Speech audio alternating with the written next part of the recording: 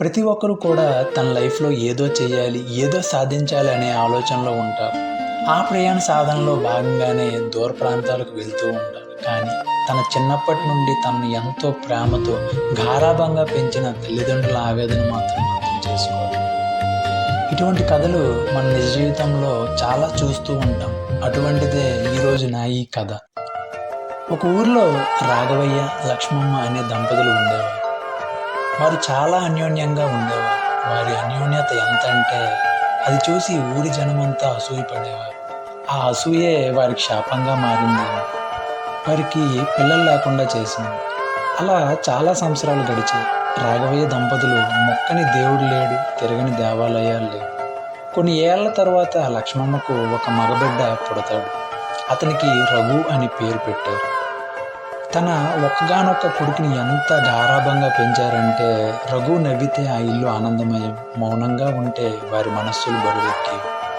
రఘు అలా పెద్దవాడవగానే అతని కలలు ఊరి గడులను దాటాయి. ఒకరోజు రఘు తల్లిదండ్రులతో, నేను పట్నం వెళ్ళి ఒక మంచి వ్యాపారం పెట్టాలనుకుంటున్నాను, దానికి కొంత డబ్బులు అవసరం అవుతాయని తల్లిదండ్రులకు చెప్పాడు.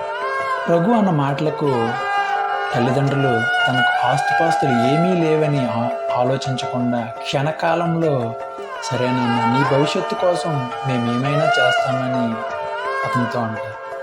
అన్నపరంగానే అలా అన్న విధంగానే తనకు ఉన్న కొంతలో భూమి, అలాగే లక్ష్మమ్మకు ఉన్న బంగారం అమ్మేసి కొంత మనీ సమకూరుస్తారు. అలా సమకూరిన మనీతో రఘు పట్నం వెళ్తాడు. అలా పట్నం వెళ్ళిన రఘు నుండి మెల్లగా కాల్స్ తగ్గుతాయి. మొదట పని ఎక్కువగా ఉందంటాడు, తర్వాత సమయం లేదని అంటాడు, ఆపై నిశ్శబ్దం. ప్రతి సంవత్సరంలాగే ఆ సంవత్సరం కూడా ఊర్లో ఒక పండుగ వచ్చింది.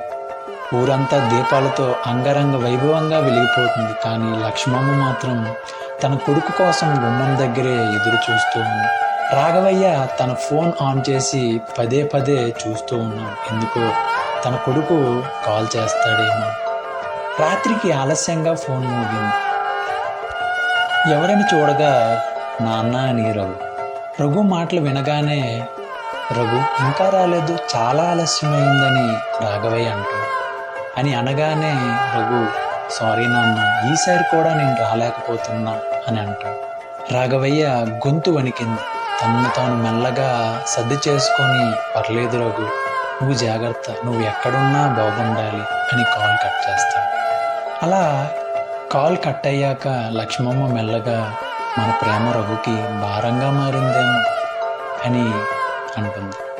ఆ మాటలు వినగానే రాఘవయ్య, చాచా అదేం మాటలు, తనకేదో బిజీలో ఉండి రాలేకపోయాడు అని సమర్థిస్తాడు.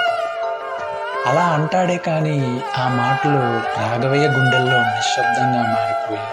అలా ప్రతి పండుగకి వారు ఎదురు చూస్తూ ఉండేవారు. ఆ తల్లిదండ్రుల బాధ అలా నిశ్శబ్దంగా గుండెల్ని నలిపేస్తూ ఉండేది. వాళ్ళు ఏనాడు కూడా ఏడవలేదు, అలాగే రఘుని నిందించలేదు. ఎందుకంటే మన కోసం రోజు మౌనంగా పోరాడేది తల్లిదండ్రులు ఒక్కరు మాత్రమే. ఈ స్టోరీ ఈ కుటుంబంలో ఉందే కాదు, జాబ్ చేస్తూ దూరంగా ఉంటున్న ప్రతి ఉద్యోగి తల్లిదండ్రుల కథ. తల్లిదండ్రులు మన కోసం తన యవ్వనాన్నంతా కష్టపడి పెంచి పెద్ద చేస్తారు. కానీ మనం వారిని వృద్ధాప్యంలో ఒంటరిగా వదిలేస్తున్నాం. నా మాటల ద్వారా ఎందరో బాధపడవచ్చు, కానీ ఇదే పచ్చి నిజం. ఈ రోజుల్లో మనం అమ్మాయికి ఇచ్చే టైం కూడా అమ్మ నాన్నలకి ఇవ్వట్లేదు. కానీ వారు మాత్రం ఎప్పుడూ మన మంచి కోసం తప్పిస్తూ ఉంటారు. దయచేసి నా ఈ ప్రయత్నం ద్వారా కొంతలో మార్పు వస్తే అదే నాకు మీరు ఇచ్చే biggest support. Thank you for watching.